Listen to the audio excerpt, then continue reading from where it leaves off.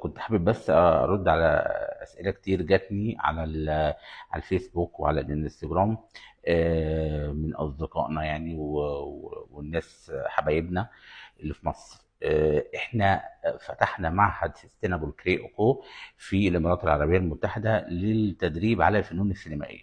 يعني احنا هنا في دبي بندرب على كل ما يخص السينما، واحنا معتمدين من هيئه المعرفه من حكومه دبي.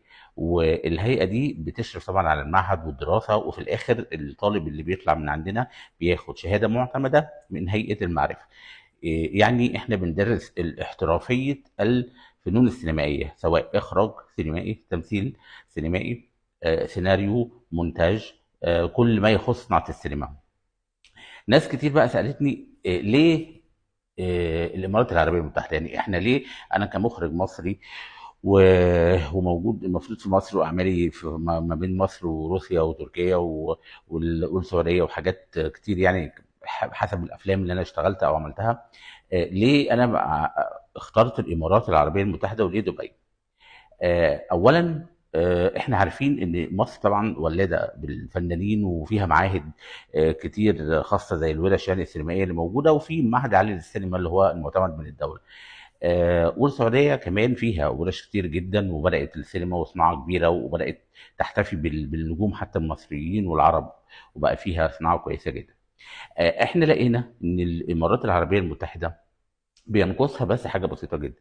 هي دوله يعني متماشيه مع كل حاجه في العالم، كل تطور موجود في العالم هي عايزه تبقى نمبر 1 في كل حاجه. ف... فهي عايزه تبقى مثلا يعني اعلى برج خليفه، احسن تكنولوجيا هتلاقيها في الامارات، مش موجود حتى في الدول، بعض الدول الاوروبيه، يعني التكنولوجيا اللي موجوده في الامارات. التخصصات حتى في اي مهنه بتلاقيها فيها تطور عالي جدا، ودولة بتحارب نفسها علشان تتطور اكتر.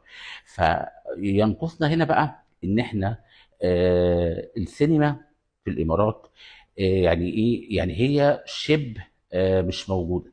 يعني ايه شبه مش موجودة؟ يعني هم ما اهتموش شوية بصناعة السينما. وده لان هم طبعا متطورين في كل حاجه. واي سينما عالميه، اي فيلم عالمي زي مثلا توم كروز، الفيلم موشن بوسيبل، او الحاجات اللي هي استضافتها دوله الامارات واتصورت في الامارات، اتعمل لها عروض خاصه كمان في العرض الاول بتاعها جوه الامارات. فهي متطوره لده ومستعده جدا لده، ولكن هم يعني ايه مخليين التركيز في حاجات طبعا تانية زي التعليم والصحه والتنميه المستدامه والحاجات الكتير اللي احنا عارفينها عن الامارات. فانا بقى قررت افتح المعهد ده هنا في الامارات. وطبعا شجعني كده مستر محمد التلاوي والباشمهندسه انعام التونسي، ودول اللي هم شركاء هنا في المعهد وفي دبي. وفتحنا المعهد فعلا علشان نبقى اول ناس تخطو التجربه بشكل احترافي جدا لتعليم اللغه السينمائيه جوه الامارات، وبخبرات عالميه. يعني احنا معانا ناس من مصر طبعا، يعني مع حفظ الاسماء، ناس مهمه في صناعه السينما المصريه هتدرس معانا في المعهد. معايا ناس من روسيا في الصناعه هتدرس معانا، ناس من الامارات، يعني في ناس طبعا شغاله في افلام عالميه وهنديه وكده هتدرس معانا في المعهد. فانا اخترت ليه بقى دوله الامارات؟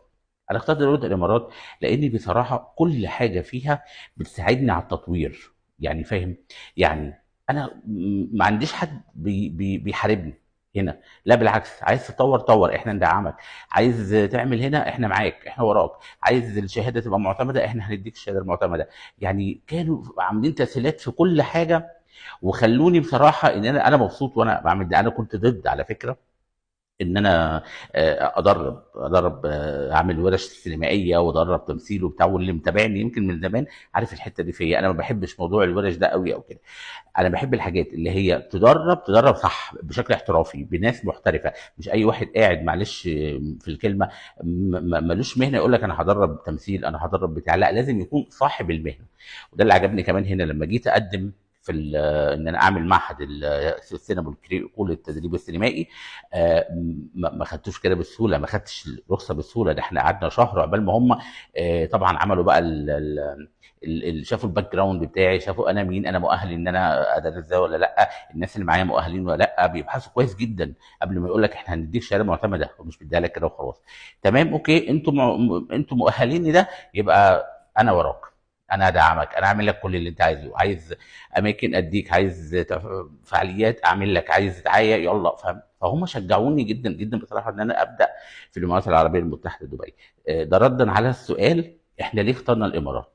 الامارات يا جماعه دوله متقدمه لابعد مدى، ولسه هتشوفوا حاجات حلوه جدا جدا جدا من الامارات في الفتره الجايه، وبالاخص عشان مجالي هتشوفوا في السينما حاجات جميله جدا، هتشوفوا مشاركات عالميه وهتشوفوا حاجات. بس هي بتحب الامارات ان هي لما تطلع مره واحده، فان شاء الله هنبقى احنا ايه يعني، اتمنى ان احنا كمان نبقى من ضمن الفريق اللي هيطلع مع الطلعه المتطوره القادمه ان شاء الله. ويا رب دايما كده ايه نتقابل في كل خير. خالد مهران.